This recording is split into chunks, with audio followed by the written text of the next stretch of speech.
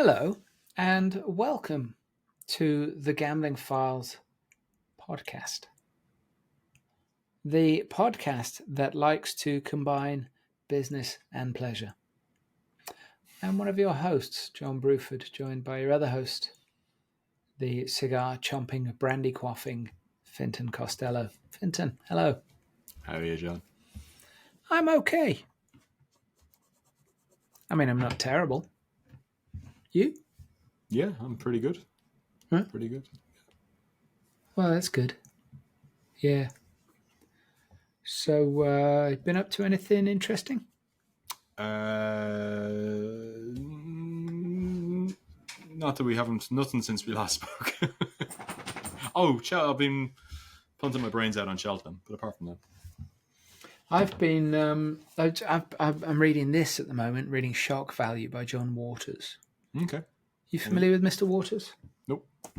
He's a filmmaker, although he hasn't made anything for a little while. But as this describes itself, it's a tasteful book about bad taste. Taking the reader up to about 1980, so it's his 1970s output and stories about his life in Baltimore, things like that. So Waters did, for my money, the best ever guest star appearance on The Simpsons.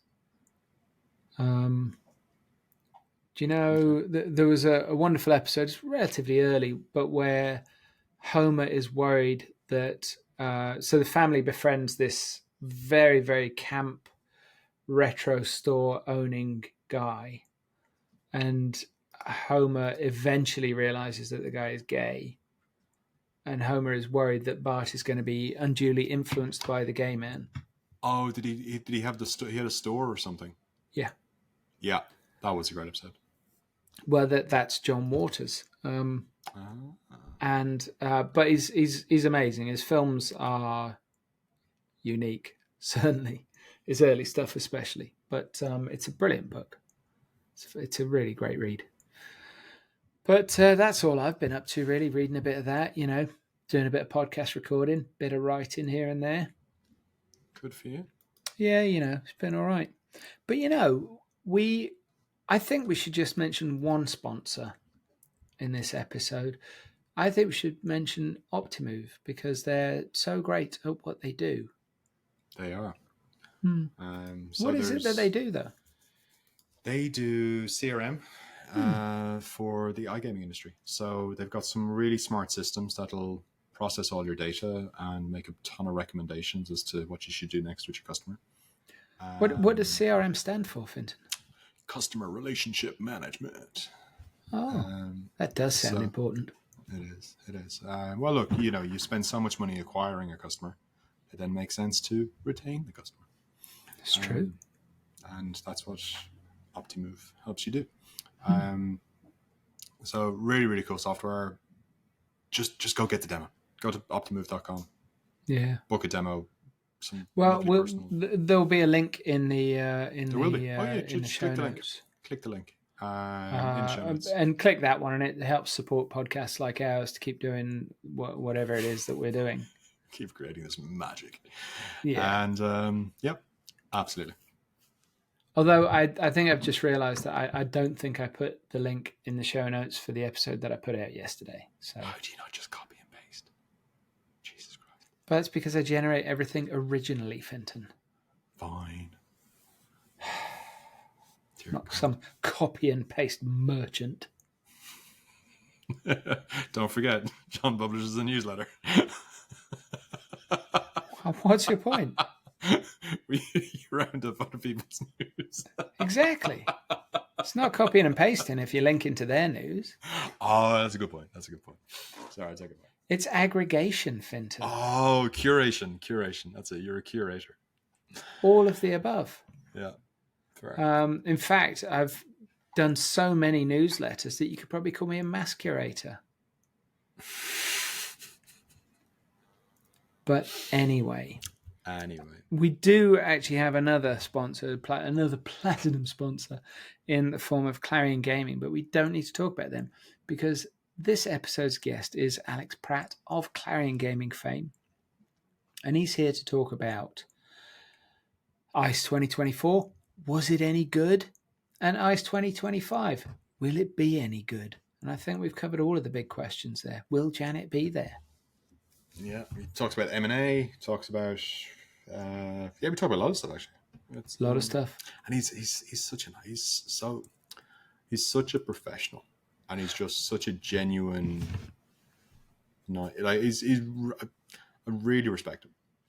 But the other thing that we were able to do now that we're recording video is that people can see the Peter Andre thing. He's a good looking man. Peter Andre is, yeah. So is Alex. Alex is a good looking guy. No, but it's like Peter Andre's probably got ugly cousins. Do you know what I mean? You probably look at him and be like, you probably relate to Peter Andre, aren't you? Unlucky. You know. But yeah, Alex is a good looking man.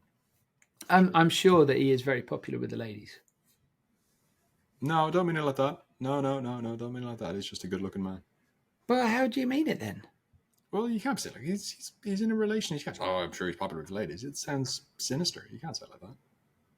There's nothing sinister about that. You know, people can look at him and appreciate him, objectify him. Undress him with their eyes. Exactly. There's nothing grubby about that. I was. Yeah, fair enough. Okay. But I wasn't, because I was admiring his jumper. It's a nice jumper. Did you clock that jumper? It was a nice jumper. And also, there was like the collar on it. There was no bagginess in it at all. I don't know whether it was new or what. Maybe he bought it for this podcast recording. I'm sure he's got hair and wardrobe and everything before he does one of these. I'm sure there's a whole production. Yeah, you're probably right. He's big time. Because he's a pro. Yeah. But that's what, when you work for somebody like Clarion, that's what you get. Yeah. They've got standards. Not like us. We've got. Okay. Yeah. You can't use the we when you're having a standards conversation. You might have standards. So I was going to share a great joke with you, but I don't have any. So shall we meet Alex? Let's go meet Alex. Okay. As part of my, what would you call it? My penitent week, where I try to make up for not doing any episodes last week, we're joined by the week's second guest. Nothing whatsoever to do with him working for one of our platinum sponsors, Clarion Gaming. We're joined by Alex Pratt, MD, Clarion Gaming. Alex, welcome to the podcast. We've got some tough questions for you. Can't wait. No, and on video this time as well. We've gone modern. We've changed. We do video and audio. We like to be all things to all people. Now, for those who are listening in black and white, Alex is wearing a very nice jumper. But one thing I am curious about, Alex, is, have you ever been mistaken for Peter Andre? Have I not? I feel like we've had this conversation before. In my past, but not, unfortunately, not the body. But yes, now and again, when I've had certain hairstyles, people have mentioned it in passing. Maybe a smaller brother. Lucky guess. This is going to sound like the most fucking ridiculous story, but I'm going to go with it anyway because it didn't actually happen to me. It happened to my brother, and I happened to be there. So, we went to watch Rocky IV at the cinema. So this would have been about, what was Rocky IV, about 1986, 87? Something like that. We went to Bridgenorth Cinema, my brother, his girlfriend, and me. And I would have been like 12 or 13 years old. And my brother bore a passing resemblance to Stallone at the time. Passing. Like if you were squinting in thick fog and he was quite far away, you might be like, is that? No, it couldn't be. So we go see Rocky IV, right? Which, it's a terrific, fun film. It's one of Carl Weathers' best. Rest his precious little soul. And it's a tremendously fun film with one of the all-time great training montages. But it was a wonderful cinema experience. People diss the Rocky movies, but I'll always stand up for them, apart from Rocky V, obviously, which was so bad. But the moment when Rocky hits Drago back for the first time, the entire cinema stood up and cheered. And we live in a much more cynical time now. People don't stand up in cinemas and cheer. Whole fucking cinema stood up and cheered. an English cinema in the arse end of nowhere. Now, if this had happened in America, fair enough, but it didn't. Anyway, walking out the cinema afterwards, and these three girls see my brother. And this back in the days before multiplexes, a cinema with 2 screens, and so they're queuing around the block for the next screening of Rocky IV. These girls, they're in this big long queue. They see my brother. They start screaming, oh my God, it's Rocky. Wow. My brother, being modest as he is, he practically started primping his fucking hair. It's like, oh, you think there's no, it's just a coincidence that I've done my hair like this and I'm wearing the same jacket that he wears in the film. But anyway, sorry. Yeah. So, Peter Andre, how do you feel, Alex, that your sponsorship of the Gambling Files podcast has gone so far? Brilliantly. I couldn't recommend it as probably of all channels that deliver the ROI that we need, this would be number one. I think we could probably all agree that the success that ICE had this year is down to that sponsorship. I think we could probably use that as a pull quote on the promotional materials. No, genuinely, it's been good. And I think, look, when I did it, I didn't really know why. We clearly got you at a low moment. No, but I don't know if you ever remember Alex. I can never say his surname. Alex Kozlowski. Yep. Been CMO at various different businesses, and in the old days when there was less regulation and licensing and tax, you were making a lot more money. And he used to have this pot of money that he could just have fun with and test and see if that would work or this would work. And actually, I feel like my pot of money is very small, but I don't have much permission to kind of spend the event's money. And so I thought I'm going to have a go and see what happens. I couldn't be told no by a really intelligent marketer that probably would have said no. But yeah, I think it allows just a different platform. And I think a lot of people follow you guys. And yeah, I think it's been good. I appreciate that. Yes. Yeah. No, it's great. I mean, I was expecting a fuck no. I mean, fortunately, I know when we did it.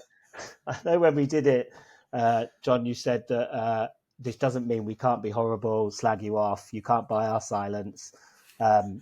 Did you luckily, is this why we're not making Athletic Greens money? Is this what it is? Maybe. We could be rolling in Manscaped dough. I think all I said was don't expect us to suddenly be nice. Yeah. That could mean anything. Oh, dearie. Yeah, sorry, Finton. Thanks, John. Appreciate that. So you mentioned ICE, which is just, have you recovered? Are you like, do you have did you take like a month off afterwards? I actually, I mean, this is bad. I forget to put the events in my diary and totally forgot that ICE was that week. Luckily, we'd moved the affiliate event back a day now, so it ran on the Wednesday, Thursday, because I went on holiday Friday morning. Wow. And because what are we doing? We're backing onto half term. No, of course. That's a good point. So luckily, because I was going to go on the Thursday, which would have really backfired if I'd left the event halfway through. But yeah, I went off to Tenerife with a million children for a week, and yeah, came back probably more tired off that than I did off ice. But actually, I don't know if you saw, I met not a huge, but a far more than I've ever met before doing dry ice. A lot of people not drinking alcohol during ice, and actually really doing it. And I'm thinking it might be a thing. We move in very different circles. My ice was not dry. Finton, a lot of people are doing sober these days. Yes, I went to a friend's 50th. I went to my friend Naomi's 50th in nearby Hereford. And she had to advise the barman. The barman was expecting a load of pissed up middle-aged people. And she had to advise the barman, look, you're going to need more sparkling water. Loads of people there not drinking. The exact same crowd that would have been injecting vodka directly into their eyeballs not so long ago. It's very popular, Finton, especially with the youth. But it's hard. Ice is difficult as well, I think, because there is so much going on. It's so busy. And actually, like having attended it for years before having to run it, you don't realise you then have to, almost like a politician, you have to attend a lot of kind of like opening the event, giving the check to this person, doing this stuff, going to this networking event. And actually, I do a really different type of, I mean, I still drink obviously, but it's a really different type of ice. I'm not exhausted. I'm exhausted more from my mind rather than emotionally and destroyed. I tell you my favorite thing about ice this year, right? So we very kindly, thanks to some of the organisers' contacts, we had a small room in which to record, and that was absolutely brilliant. That worked really, really well. Difficult to arrange recordings while you're there, so it was like grabbing people on the hoof and like, give me 10 minutes kind of thing, right? And in order to get into the room, I had to go get a key, and I had to go to the North Hall organisers' office, where Janet and her colleague were working. Janet was my favourite thing about ice. Yeah, I heard you talk about this on a podcast the other day, but it's a whole, like, I think the whole culture of the extra people that work in events, especially events of that size, that have this weird community that meet up. Absolutely vital. And just, but if I were an exhibitor and I'd had those interactions with Janet, and I can't remember a colleague's name, but colleague's name also began with J. I can't remember. June. No, this was back in February. Yeah, it was just, if I were an exhibitor and I'd had, when you have those sort of social but business experiences where you meet people and you chat and you come away having had a really nice experience with someone, just talking to nice people and getting what you need done in a perfect way, then it's part of generating a good impression of what you're doing and what you're at, and it's part of having a good day. I'm going a long way around the houses to say, actually, yeah, those people that are peripheral, for want of a better phrase, are absolutely vital to the perception of the whole thing, because they're the people you go to when you've got a problem. Yeah. And they make a massive difference. Like we will measure like NPS, like Net Promoter Score, and actually, although it's still a really important metric, and it will talk about whether people recommend, but actually influencing an NPS, particularly from a live event experience, can be the guy on the door that checks your badge is not an arsehole. That can ruin your event. So actually all those people, I think, make such a massive difference to your general experience, because like we're consumers, so we expect a bit of kindness now and again. You've got to nail that first impression part. I mean, that's why Walmart employs fucking greeters, because they don't do anything else right. Yeah. But I was at I can't even remember if it was a wedding or some drinks thing recently, and it turned out there was a girl there. Her dad is retired, like I don't know what he was, some successful businessman, but still loves meeting people, like going out. So he I guess volunteers but gets paid, but doesn't need the money to work at events as like badge scanning. And it turned out he'd worked at ICE, but also done loads of events at Excel, and he just loves going to Excel, scanning people's badges and meeting them, and just keeping in like the world of business. Like there was a lot of odd people out there that some people are just freaks. I had a friend whose dad retired, and his hobby was helping local communities protest or challenge the planning permission for out-of-town supermarkets. Wow, niche. That's pretty cool. I would totally support somebody doing that. And then his party trick was, like, if you take a Tesco's, for example, he figured out that you could, because it's all like all these supermarkets are standardized, so he could measure a floor tile in a Tesco's and then size up how big the Tesco's is just by walking up and down, and then counting the car parking spaces outside. And so he could estimate, because it's all done to ratios of floor space to car parking space. And then he had this thing where when they're putting in planning permission, he could then estimate how much traffic that Tesco's could expect and prove that they were bullshitting in the planning application. Oh, interesting. It doesn't have to be Tesco's, whoever it was. They're bullshitting in their planning application. It's going to be far busier than they're projecting, which is going to affect the local infrastructure and destroy the local towns, local shops. Which are for local people. And he's like this like A-team kind of planning dispute person. I love him. Shipped in and does his thing, which I just thought was brilliant. And just true story, right? Yeah, about Tesco in Ludlow.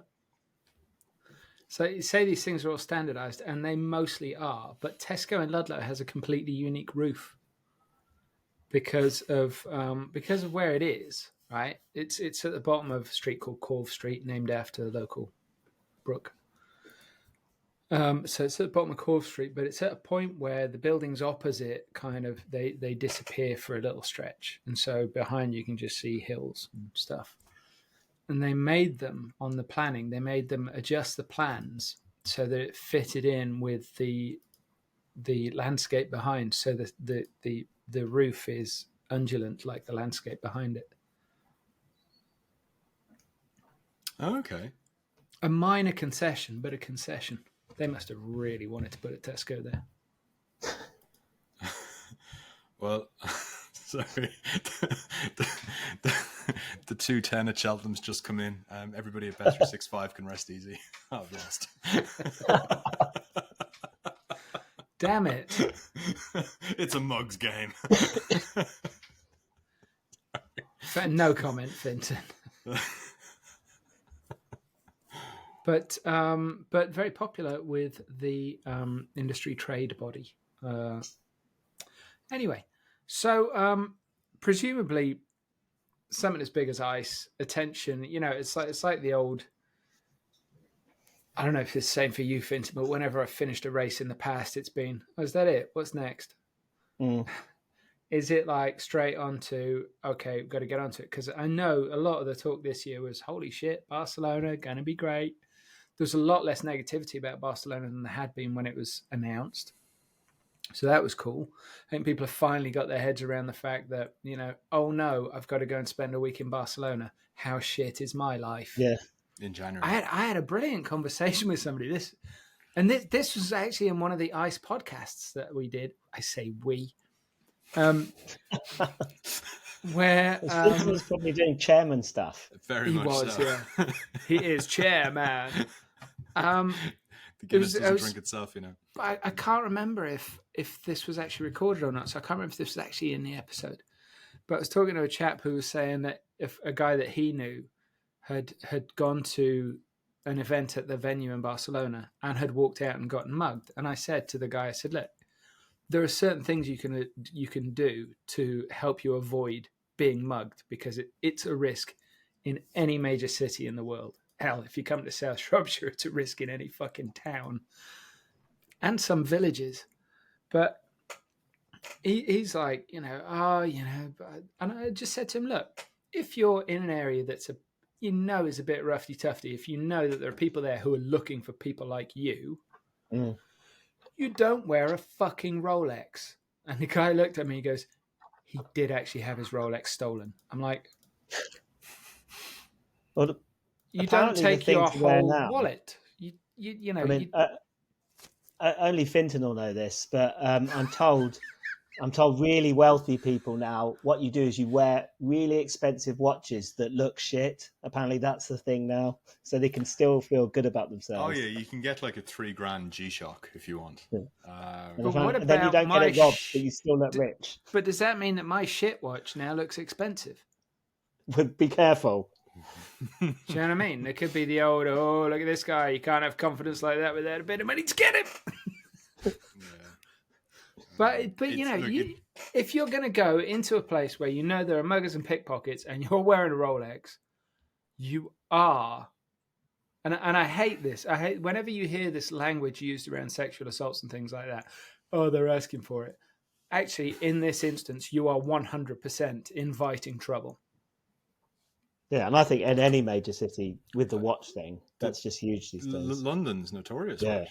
Yeah, full on gangs. Yeah, there was a great video about a week or so before ICE where undercover cops had done a sting, and they just had it all on camera of just like drunk guy comes out of a pub, he'd been spotted by somebody in the pub, and the gang's waiting for him outside type thing. So the Rolex or the watch robbery stuff is huge because the secondary market is massive right now for high end watches. It's a risk. Well, interestingly, I was reading about the secondary market the other day, and it actually correlates to crypto prices as well. So it should be like, yeah, there was a lot of going nuts again. It was a lot of people getting money out of China type stuff. So yeah. Because of the currency controls. It's definitely like Rolexes are definitely cheaper now than they were. Oh, should we get Alex back on? We should. Yeah, we should actually. I'm in the market. Let's ask him what the watches people should wear in Barcelona are. That's a good. Or stealth. Yeah, we could do like a stealth watch episode or something. Oh, that's a good idea. Sorry, Alex. We had a chap in Ludlow who is ex Sotheby's, I think. He is, yeah, and is a fine watch dealer. He literally wrote the book called The Watch, which is on the desk. It's a history of watches. Beautiful book. Big kind of coffee table book. Gorgeous. Yeah, it is an absolute stunner. But he is a genuine authority, and I just know him from knocking about Ludlow, as I know most people. And yeah, we had him on for an episode quite early on, wasn't it? And it was the opening question was, is the watch the new business pissing contest? Turns out it is. Yeah, completely. Is to me anyway. But I just go, that's a nice watch. Can you tell the time on it? Great, brilliant. I'm delighted for you. Do you know, I did see a conversation once. I'm not going to mention any names at all, with any Slovenia-based electronic table game manufacturer companies that are more towards the Italian border, and any publishers of any business-to-business titles I've ever worked on. But they were actually the one guy was mocking the other guy because of the size of his watch. And the one guy's watch, I mean, you could have eaten a pizza off this guy's watch. I mean, it was fucking enormous. And the other gentleman's watch, let's call him, I don't know, pluck a name out of the air. Let's call him Paul. He had a much more discreet and no doubt expensive and very nice watch. I mean, I don't know shit about watches, but he was literally being mocked for the size of his watch. If that isn't a dick size analogy, I do not know what is. And as to whether he's got a tiny penis, I don't know, and I can't comment on that.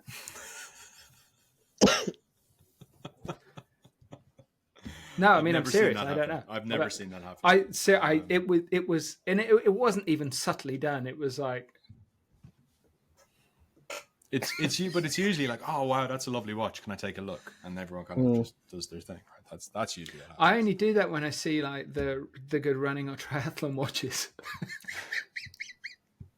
You're a nerd. So Alex, ICE was a huge success. About Barcelona. London was a huge success. You posted some crazy numbers the other day on LinkedIn. Yeah, crazy. Like record numbers? Is that fair to say? No. Yeah, by a long way. I mean, last year was it gets a bit like, are they making this up? Because last year was a record, and then this year's was another record. But I think the growth year on year was, we were not expecting. I mean, it was sort of 20-25% on the affiliate, but that's starting from a lower base. But another 12% on ICE, which is taking out over 45,000, which is that is a lot of people. It's a lot of people. That's huge. And you could feel it. Like I was there early on the first day before stuff had opened. Oh, first day was and it was busy. It was just the main concourse before the shutters. And the I can't remember his name. Let's call him Wayne. But head of security for Excel said to my boss, he's never seen Excel that busy in his entire life, and they had to apparently shut the train at one point for health and safety. And I was like, what? But like surely Formula E and things like this. And he's like, no, that doesn't even touch the sides. And actually, we run a horse show there that apparently is kind of second busiest. But yeah, they've never. Interestingly, I think I think it opens some eyes up to what is leaving that city at that very time. I think sometimes it's hard to imagine how much that is worth to that city, and I think it was a good goodbye. Yeah. So what were the numbers again on the attendees? Yeah, 50. I mean, I can't tell you to the exact number. It's about 52,000 combined, so just over 45 on ICE and about 7 something or other on the affiliate show. Okay, so for anybody listening from Shropshire, that's about 5 Ludlows. But I tell you, it's really annoying because I thought, I really want to put this on LinkedIn. Surely that's just so everyone knows, I do not know that much about sport, but I'm like, surely that is as much as Wembley. I Googled Wembley Stadium. I was like, fuck, we don't even touch the sides. I can't even feel Wembley. But you wouldn't have been able to. You wouldn't have been able to get them all into Stamford Bridge, for example. But see, if I'd known that, I did think about googling more stadiums, but I thought let's just tell everyone it's big. I think Stamford Bridge is about 44, if I remember correctly. Oh, there you go. We'd have a queue round the corner. But it is a lot of people, and even the Elizabeth line felt busy at times. It was very busy, very busy. So I mean, but it was buzzing, and everybody was just really, really happy to be there. And everybody's like, "Oh, it's buzzing. Yeah, it's the last year in London." No, I think it was just really good. Yeah, and it's hard when you obviously when you review the strategy, like what is driving that growth. And anecdotally, I'll be like, because people want to see the last one. What a load of bullshit! No one is going to put in their permission to attend or justify. Do you know what? I just want to say that I was there. This isn't Glastonbury. It's ICE. I think Bowie. There may have been a few people that gone. No, in fact, I can't even think of anyone that go, yeah, I just want to make sure I'm at the last time it was in London so I can tell my kids. Yeah, there was nothing like that. Yeah. It was just everyone was there to do business. It was sponsorship of this podcast. And exactly. Look, the correlation. That's the only thing we did differently. I agree. Another quote there, Finton. I've logged the time. Timestamp. And a lot of emails. A lot of emails, yeah.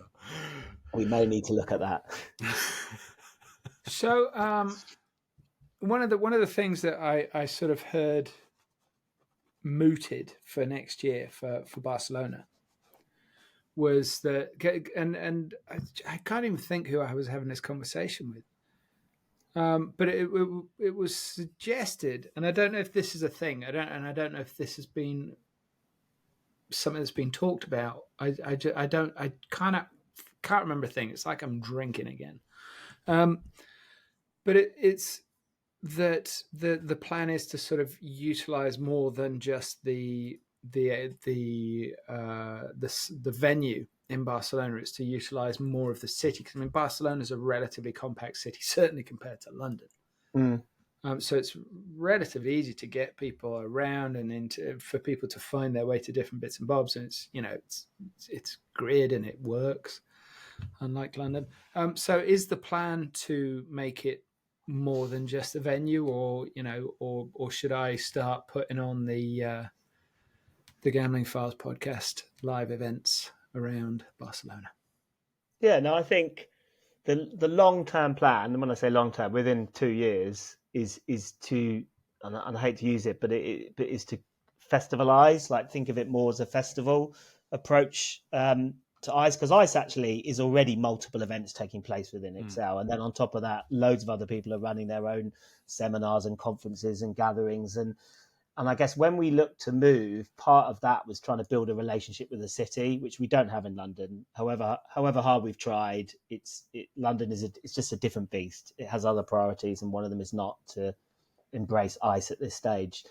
Whereas Barcelona are interested in that. So it's whether we're looking at things like the tech scene, but also beyond that, actually just the welcome experience at the airport. It sounds really small, but because of that relationship, we can do all welcome signage, and like they do at Sigma in Malta, where he has a similar relationship with the city.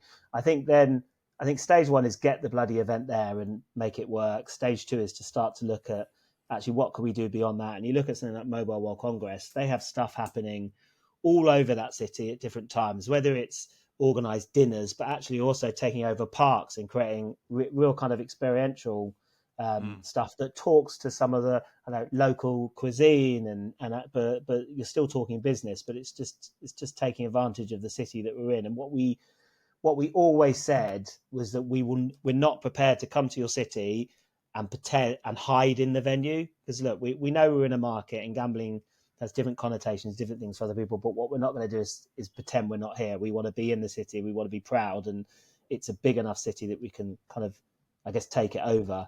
So yeah, the ultimate aim is to look much more like a global event with stuff taking place all over the city. That will take time. But I think if you look at things like South by Southwest, CES, and look, these are huge shows. The Web Summit, Mobile World Congress, Cannes, things like that. It is achievable, and actually, we're in an amazing market that loves experience, and actually we're about entertainment. So why should our show not be about entertainment? I guess. I love it. I love the level of ambition, and it makes perfect sense. You've got this beautiful canvas of Barcelona with, so you've got the beach, you've got the harbor, you've got the casino, you've got fantastic restaurants, the old city. Like, you've got so many great different things going. You got the football, everything. There's so And much there. it's interesting it was so interesting during that bidding process that I may have just said this in bars, or may have said it in interviews. I can't remember, but hopefully I'm not repeating myself. But my role in that process was not to represent the event. Like we had all the data on the event, how much it's worth. Look, we know we're going to sell out your space. We're going to give you lots of money. People are going to come and buy hotels. But actually, it was to represent the industry. And part of that was talk about, look, we're a technology-based industry. Like, whatever you want to think about it is technology, whether it's land or online. We're in growth. We're about entertainment. We're about all those different things we talk about. And actually, can that align with your economic growth plan as a city? And actually, it sounds naive now, but when you sit down with some of these politicians and things, and actually, of course, they have their own strategy plan and business plan for their city. And somewhere like Barcelona, where the venue is, I think I could be wrong, but about 70% owned by the city, 30% private.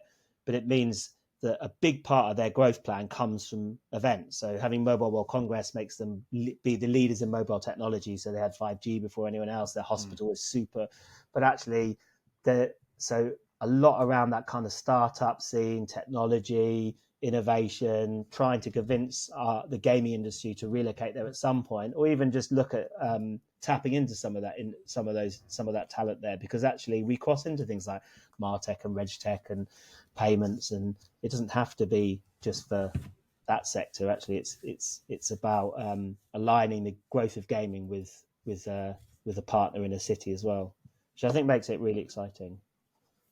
I wonder if the casino in Barcelona is going to enjoy a similar uptick to the Hippodrome in London. I mean, surely they won't know what's hit them.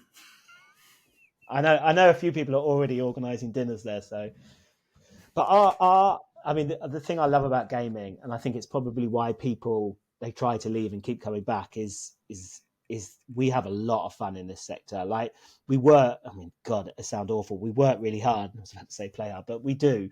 And you can see when we did that economic impact study versus like a standard event of our size, we dwarf. I think it's on every metric, we should be delivering something like on one study it's about 110 million, another study is about 150 million. Instead, we're about 287 million of impact on London at the time, because we spend so much on all the other stuff.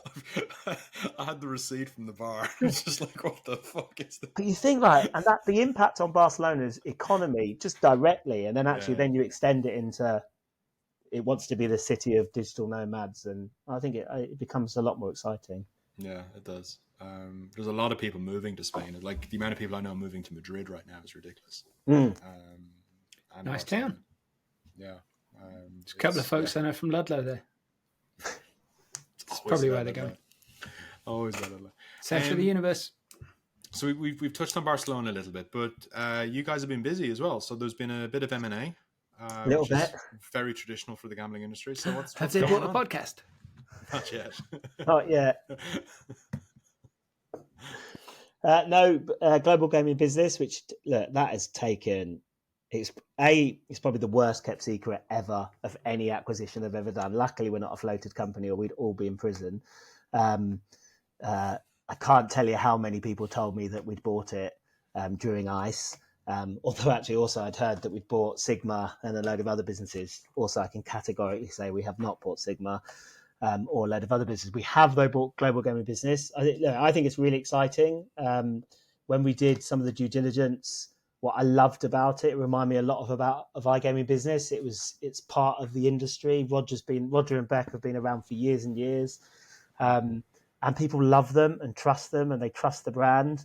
And I think there's a lot we can do together, bringing some of the technology and back end that we've got, and some of the way we organize data, also leveraging some of the brands we also have, but also it gives us a kind of foothold in that North American market from a digital perspective, which is where we've got a lot of focus at the moment. Also, a nice, easy bit of branding, IGGB. I love that. I loved your thing there, and the BGs. Yeah, I mean, that's serious potential there. Best thing I learned in the past week, as bizarre as this sounds, is a mate of mine's just been rewatching Father Ted. Oh. And he's a bit anarchy about his trivia. And he sent me this little link to Pauline McLean, the lady that plays the housekeeper. Oh, yeah. Who's a fabulous talent. And Mrs. she is Doyle. tremendous Mrs. Doyle. Thank you, Mrs. Doyle, in Father Ted. And she wrote a blog post on her website which said that it was always lovely finding out how the show had touched people and that people were really huge fans and they loved it.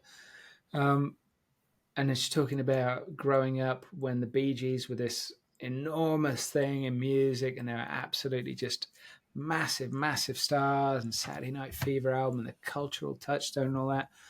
And all this was leading up to bit right at the end of the post, and it just said that Maurice Gibb, when he was buried, asked for a copy of the Father Ted scripts to be buried with him in the coffin. That's how much of a fan of the show he was. How cool is that? It was only something like 20 episodes or something as well. It was a really short run. 20, probably be 18. Something like that. It was only It might be 18 and a couple of specials. Yeah, it was. But yeah, they were getting together the next series when he died, and that was that. And they just said, can't do without him. Yeah, I wouldn't have been the same. Well, he was writing it as well, I think, right? No, it was what's his name? You know, that other bloke. Oh yeah, him. The guy who's always in trouble on Twitter.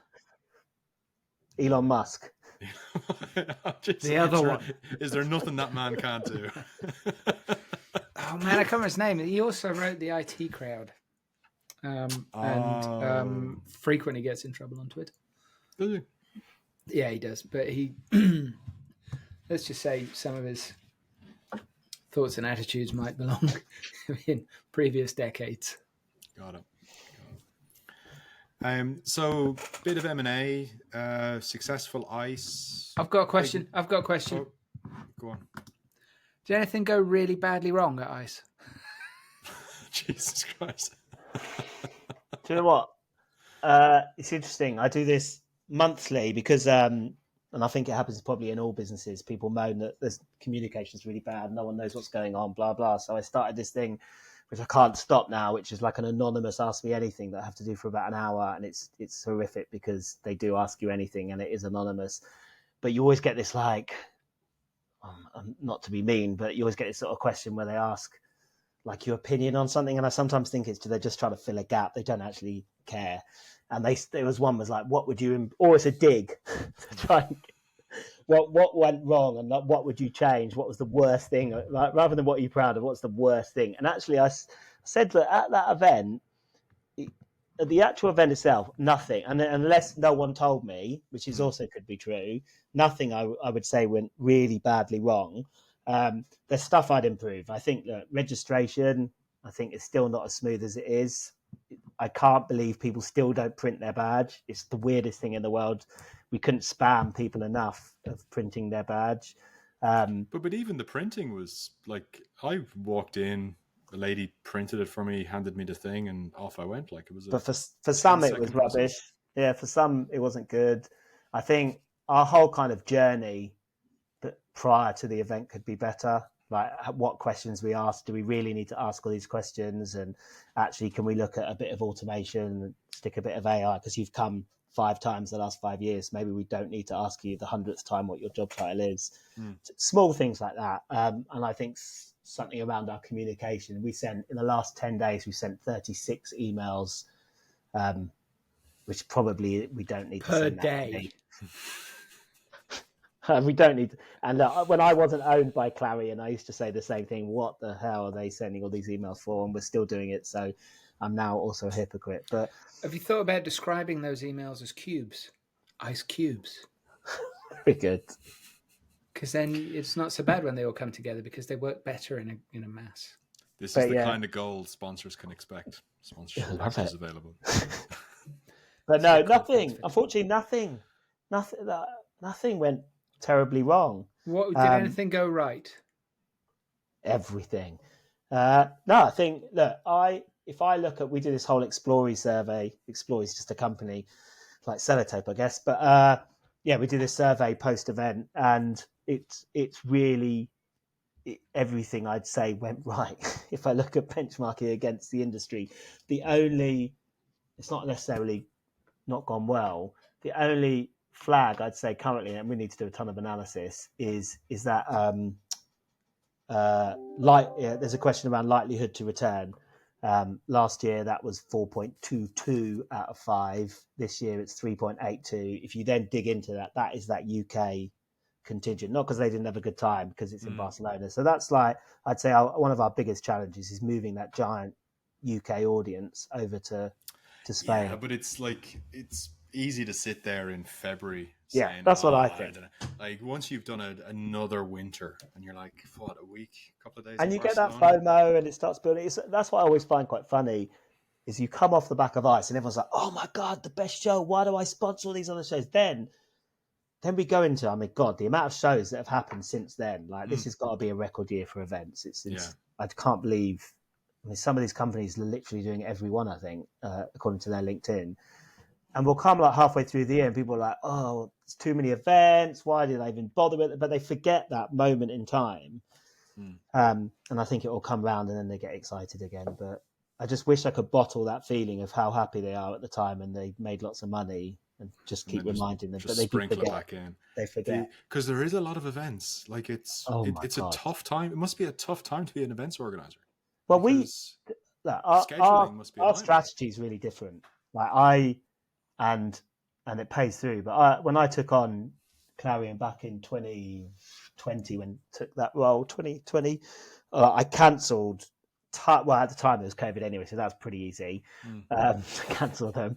But I also cancelled a ton of virtual ones they were doing as well, because they were chasing a revenue line. And actually, we didn't need to. Blackstone has said they'd back us, do what's right for the customer, blah blah blah. So actually when we came out, I felt if you look at a strategy of doing multiple events around the world, what happens is you don't have enough staff, you don't have enough data, you don't have enough, like, all those things just become really shallow and diluted, and you end up, if you actually really put manpower time into each of those individual events, I guarantee at least 80% are losing money. And the ones that are your flagships are not getting the focus they should. So we're doing just those two. Well, if you count, London has 2 in it, and then IGB Live, that's it. So actually, that's easy. We're not scheduling anymore, and we'll make. I looked the other day at discontinued products, and there's 26 discontinued products from 2019, and we'll make a shitload more money this year than we did in 2019, all because of focus. So I love it. Yeah, it might work for them, but I fall into that trap. I remember at IGB we had IGB España, IGB France, bloody Nordic event, Elite Retreat. We had so many things, and it was just Ice Africa, brilliant event in November, 3 months before you have your main ice event, and you haven't hired any more people. You're only it's gonna be launches are hard in themselves. But anyway, that's my. I get asked that in the AMA. Why are we not in Latin America? Everyone's making money there. I'm like, because everyone's there. Who wants another Brazilian event? Look, I fucked up. We should have stayed in Brazil. No, but it's the putting. But if you go back to then your plans for Barcelona and stuff, by the only way you can make it that kind of experience for the city is by putting a load of time and effort into it. And you, like you said, you can't do that if everybody's sitting in Brazil. And try and make it a global event. And actually, things like some of the partnerships. So this year was a real focus on bringing some of those emerging markets to ICE. And we saw like people from the Brazilian attempts. Look, that's going to happen anyway because it's regulating, but that sort of tripled. And we'll see that with Barcelona. Our big focus is to try and move towards this global event. It has a reputation as being global, but look, if we're really honest, it's not. It's European with sprinklings of the globe. John, I disagree. it's not truly global. I disagree.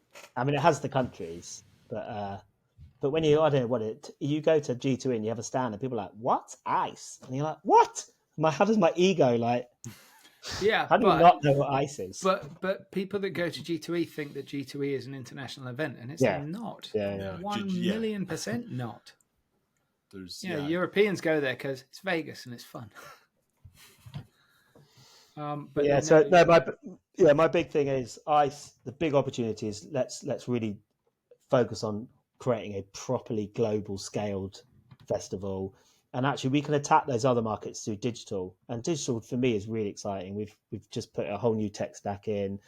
With the way we're selling, the way we're managing that is much more from an agency perspective now. So we're looking at being transparent about ROI and delivering an outcome, and we'll see. I think it's never going to make as much money as an event or a big event, but certainly from an audience development perspective, understanding our data and actually just expanding our footprint around the world, there's a lot more opportunity with digital. But it's exciting. That is exciting. So what kind of digital events are you running? No digital events. I hate digital digital events. events. No digital events. No. So it's what I guess to cut a long story short is we realised that the tech stack within Clarion Events is not fit for purpose to run and scale digital products, so websites. Oh, sorry. Okay. And so for the last 12 months, and we one of our problems, we don't shout enough about stuff. We've invested a lot of money to build an entire, and I've never been involved in something like this, it's a lot of work, but build an entire tech stack from top to bottom, from finance, CRM, right through to how we manage our data, where we host the websites, all those sorts of things. And that went live in February. And part of that is approaching customers more like an agency. So we want to understand what's the outcome you're looking for, rather than buy this webinar, you'll get 100 leads. Actually, we want to build a campaign. So it's much more about content marketing rather than selling banners and things like this. But the gaming market's funny. It still loves print. It still loves print. It still loves banners. Even though we're quite a mature sector, we still love buying big flashy banners. It's the pissing contest. It is. And I don't want it to change. I don't want it to change, but it will, and we want to be at the front of that. But we want to start to look at transparency. And something I found during COVID is we need to be able to prove the ROI we generate at an event, and I think sometimes that's difficult, and not just for us, but for any event. And actually, that's something we're starting to look at around how do we start to measure the connections that happen on site. And that isn't just buyer seller, it's also peer-to-peer and peer-to-content and all those sorts of things. Wow, that's super tough.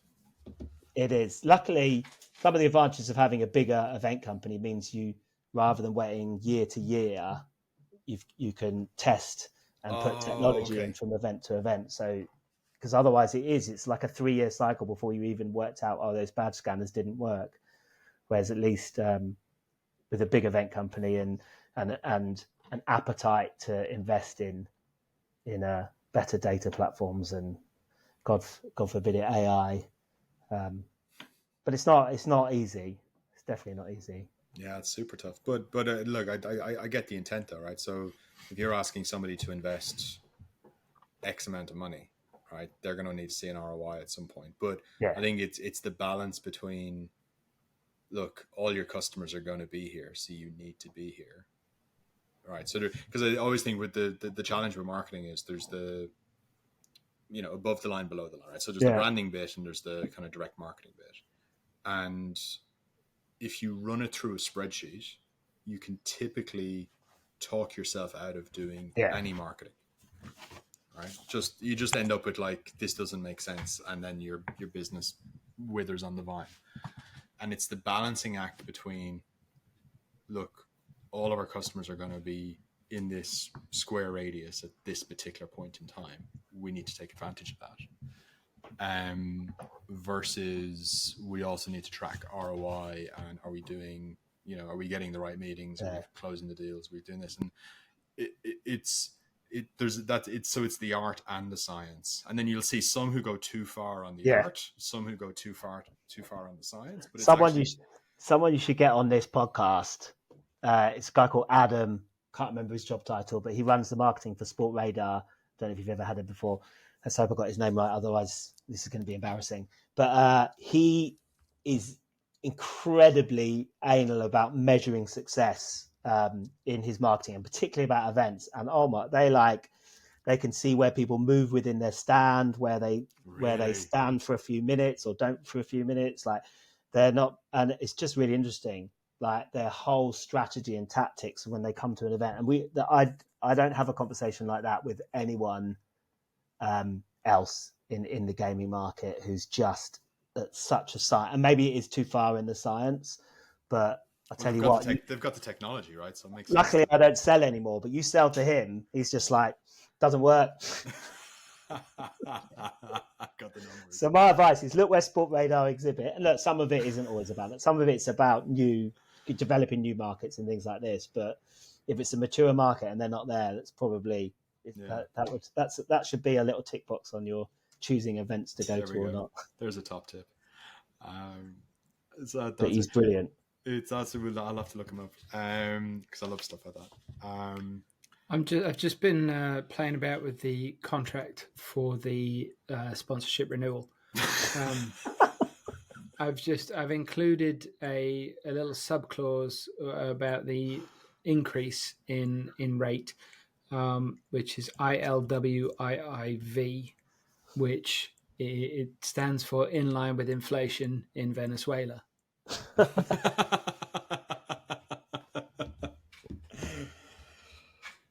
It'll be fine.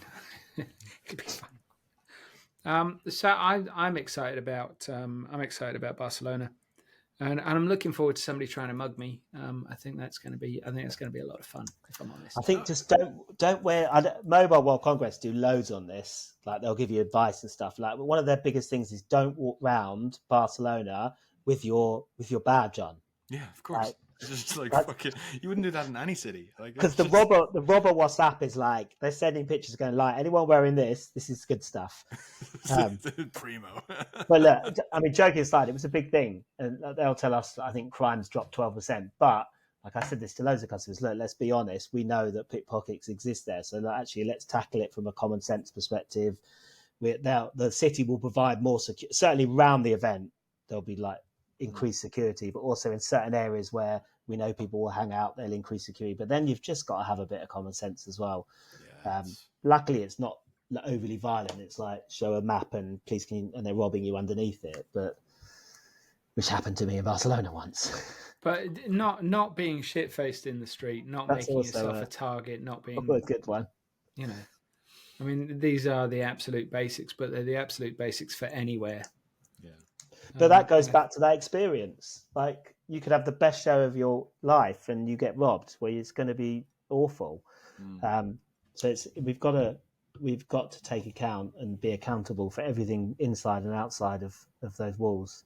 Well, there was my experience in Madrid, which has certainly tarred my thoughts of the show in Madrid. What happened, John? I don't like to talk about it, but I will. So it started out. I was at the reception desk in the hotel. I was just asking for some tips on somewhere to eat. And he's only told this story 5 times. But I haven't told Alex. I haven't told this 5 times. At least. No, I haven't. Have I told the whole story though? I fucking don't know, John.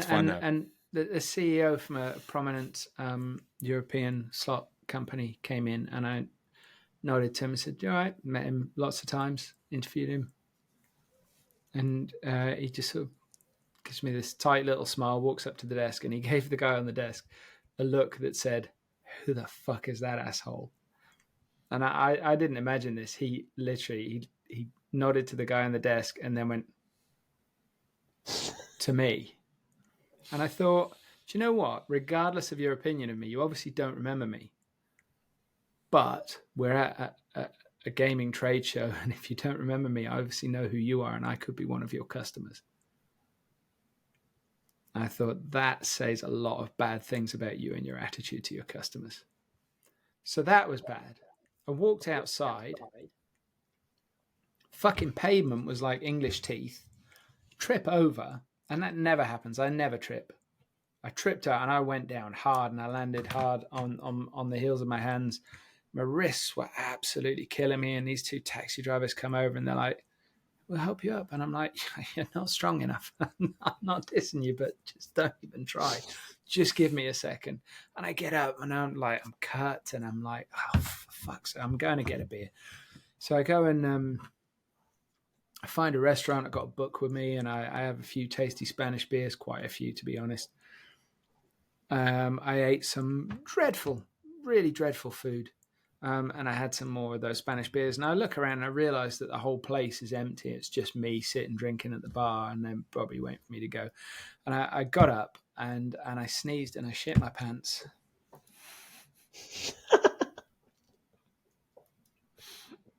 I mean, it wasn't a colossal one, but it was, It was enough. Yeah. Oh dear. And so I gave the show a bad review.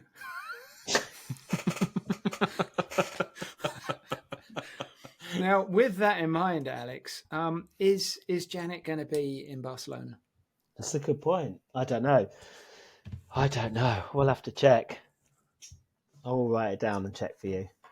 I'd appreciate that. Thanks. Because otherwise, I'll be straight. If I do an errant sneeze and something bad happens, I'm going to be straight on TripAdvisor going, "Ice in Barcelona." I'll be on the podcast. I'll be going, "I told him I wasn't going to just be all nice just because he's renewed for 3 years." Smooth.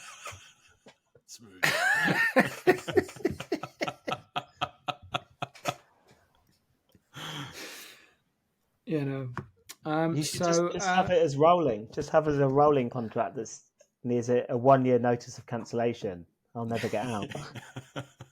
That would work, and it's a really, I'm sure your really lawyers small could sort window. a lot of stuff out. We've got lawyers. I mean, they're guests on the podcast. So I don't know if that's the same thing. Hypothetical question. Imagine you're being sued by a major events company. What would you do? Yeah, and what would the wording of that be? Slowly.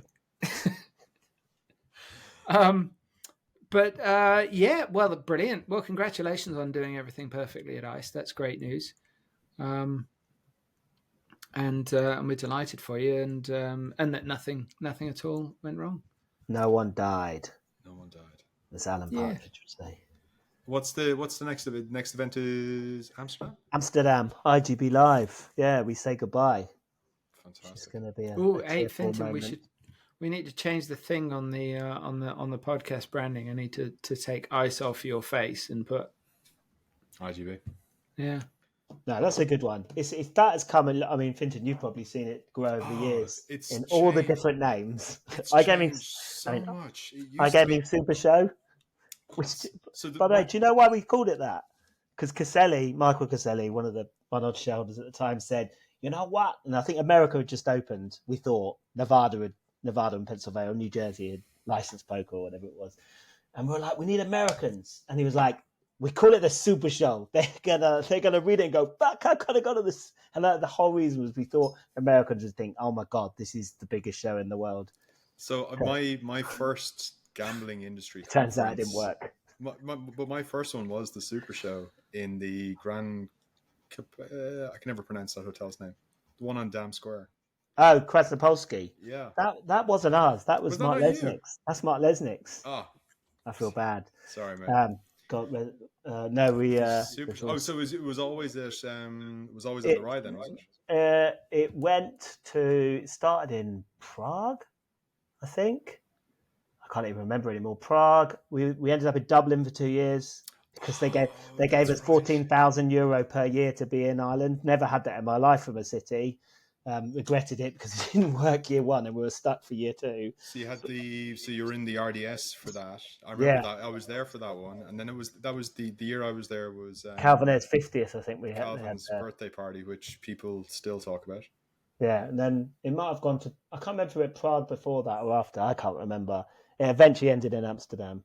Got it. Yeah, but it was. I remember I think it was the first Amsterdam one. It was pretty small.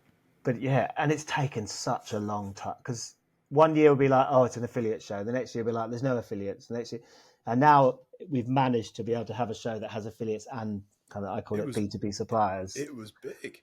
Yeah, it's good and it's fun and there's business being done. I think it's like there was the beach bar. Everybody was renting boats. I think it gives an opportunity if you're a small to medium supplier to be able to actually be proud and shout and and do deals. You don't. Whereas Love Ice, but you're competing with some big budgets there, and it's more difficult. I still think it's possible, but it's more difficult. Whereas IGB Live just is. It's not about creating the biggest stand in the world, and it's about doing deals rather than just. And again, I think it goes to the point of you've got Amsterdam right on your doorstep. Dam Square is literally a 15-minute bike ride. Although that's now moving to London, so let's see. But that will be interesting. We're talking to Excel about whether they can build us a beach. We'll see, because they're doing a whole bunch of development on the waterfront, so you can have an entrance there. But we've got to convince them to put some sand out and a bar. We'll see. That'll work. You never know. We've got a year and a half to do that. But we could use some of their spare building sand. Brilliant. Which is big business now. Sand theft. Wow. Niche. No, it's massive. It's absolutely bonkers. But yeah, sand theft. It's a massive thing. Look it up. I'm not bullshitting you. I read some strange things, I admit, but sand theft is bonkers, and organised crime is now involved in sand theft. Wow. Big sand. Seriously, Big Sand is quaking. Fair enough. Anyway, yeah, IGB Live next. Be there. Okay. Looking forward to it. I'll see you there. Well, I mean, Finton will be there because... well, I literally live like 10-minute bike ride away, so I can't not be. Plus, you need your cigar peers. I do. I know where the best Guinness is, and I know where the best cigars are, so it's all good. Yeah, make sure you wear your big watch. Don't be looking down on you for your watch. It tells the same time. That's not the point, Finton. You need a big watch. I know how it works. Don't worry. I got this. Okay, good. I don't wear a watch. That's how confident I am. I don't know if you guys watch this really will show me up, but Married at First Sight Australia, one of the greatest programs of all time. There's a new season you can start all the way back at the start. But there's a new season, and the guy on that has a watch tattooed on his wrist. So fucking steal this. Chopping your hand off. I think it tells the time. What? Yeah, twice a day. Twice a day, right? Yeah, I mean, unless he's got it on it's like got a digital face and he's got it set to 24-hour, in which case it's only going to be right once a day. Yeah, then there's a problem.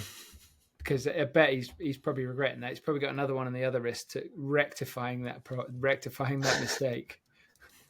This one's 12-hour. This one's 24-hour. Which one do you want? But that would be funny. I would be walking around with my shirt sleeves rolled up in Barcelona, going, "But it's a Rolex." But it says Rolex. Don't you want it? Look, it's sweeping. Anyway, I'll get my coat. Right. Alex Pratt, MD Clarion Gaming, thanks for joining us on the Gambling Files podcast and sharing your knowledge. Thank you. It's been a good experience. If you've enjoyed this episode of the Gambling Files podcast, please find us on LinkedIn. Give us a big, juicy, succulent like. That nearly went wrong. You can find us under the name The Gambling Files Podcast. You can find us on Twitter under The Gambling Files. I think the handle is just @GamblingFiles. You can connect to myself, John Bruford, or Finton Costello, also on LinkedIn. We're also both on Twitter. And you can find all of our previous episodes at www.thegamblingfiles.com. If you enjoyed it, please share, Tell your friends, tell your family, tell your colleagues, and we'll see you next time.